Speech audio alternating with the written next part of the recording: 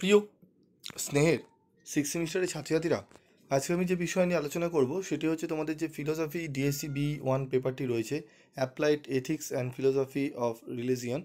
এই পেপার থেকে আমি তোমাদের অলরেডি 5 মার্কসের কোশ্চেন, বাছাই করা কোশ্চেনগুলো বলে দিয়েছিলাম, যে প্রশ্নগুলো পড়লে তোমরা অনেকটাই তোমরা পরীক্ষা উপকৃত হবে। বাছাই করা স্টার মার্ক প্রশ্নগুলো বলে দিয়েছি। তোমরা যারা এখনও পর্যন্ত 5 নম্বরের প্রশ্নগুলো দেখোনি, অবশ্যই চ্যানেল ভিজিট করো। তোমাদের চ্যানেল ভিজিট করলেই তোমরা পেয়ে যাবে তোমাদের 5 নম্বরের ফিলোসফি। এবং ডিএসসি বি 2 যারা দেখোনি এখনও, তাদেরকেও বলবো ডিএসসি বি 2 কিন্তু দিয়ে দেওয়া হয়েছে, তোমরা চাইলে সেটি দেখে নিতে পারো। তো চলো, গুরুত্বপূর্ণ 15 নম্বরে কী কী প্রশ্ন রয়েছে সেগুলো একটু দেখে নেব। মাত্র 3টি প্রশ্ন বলবো গুরুত্বপূর্ণ বাছাই করা, যে 3টি প্রশ্ন পড়লে আশা করি তোমরা 15 নম্বরের প্রশ্ন কমন পেয়ে যাবে। তো চলো দেখে নিই আমাদের 15 নম্বরের প্রশ্ন। প্রথম প্রশ্ন, আত্মহত্যা বলতে কি বোঝায়? আত্মহত্যা কি নৈতিক দিক থেকে গ্রহণযোগ্য? সবিচারে ব্যাখ্যা করো। এই প্রশ্নটি ভালো করে পড়বে। দারিদ্র্য প্রসঙ্গে প্রাচুর্য ও নৈতিকতার ভূমিকা আলোচনা করো, অথবা দারিদ্র্য কাকে বলে, প্রাচুর্য বলতে কি বোঝায়, তুমি কি মনে করো যে ধনী দেশগুলির উচিত তাদের সম্পদের উদ্বৃত্ত দরিদ্র দেশগুলিকে দান করা? বক্তব্যের সমর্থনে যুক্তি দেখাও। এই দুটো প্রশ্ন অবশ্যই তোমাদের কিন্তু ভালো করে পড়তে হবে, অত্যন্ত গুরুত্বপূর্ণ প্রশ্ন এই দুটো।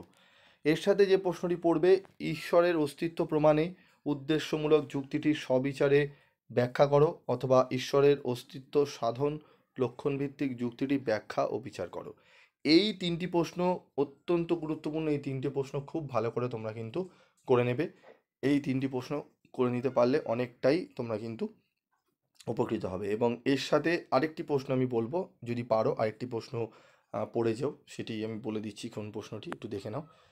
দুর্খেইম কিভাবে তার সমাজতাত্ত্বিক মতবাদে ঈশ্বরের অস্তিত্ব অস্বীকার করেন তা আলোচনা করো। এই প্রশ্নটি অত্যন্ত গুরুত্বপূর্ণ। এই 4টি প্রশ্ন যদি ভালো করে নিতে পারো, একদম আমার মনে হয় তোমরা 15 নম্বরের জন্য এগিয়ে থাকবে, 15 নম্বর প্রশ্ন অ্যাটেন্ড করার জন্য, ঠিক আছে? এবং আরেকটি প্রশ্ন আমি রেখেছি, যদি সম্ভব হয় পড়ে নিতে পারো, কারণ অত্যন্ত সোজা এই প্রশ্নের উত্তরটি হবে। আর আমি চাই এই প্রশ্নটা যদি দিয়ে দেয় বেশি তোমাদের ভালো হয়, কারণ এখানে মার্কসও খুব ভালো ক্যারি হবে, ঠিক আছে? এই প্রশ্নটি একটু ভালো করে পড়ো। সেটি হচ্ছে, বাস্তু সংস্থান কাকে বলে?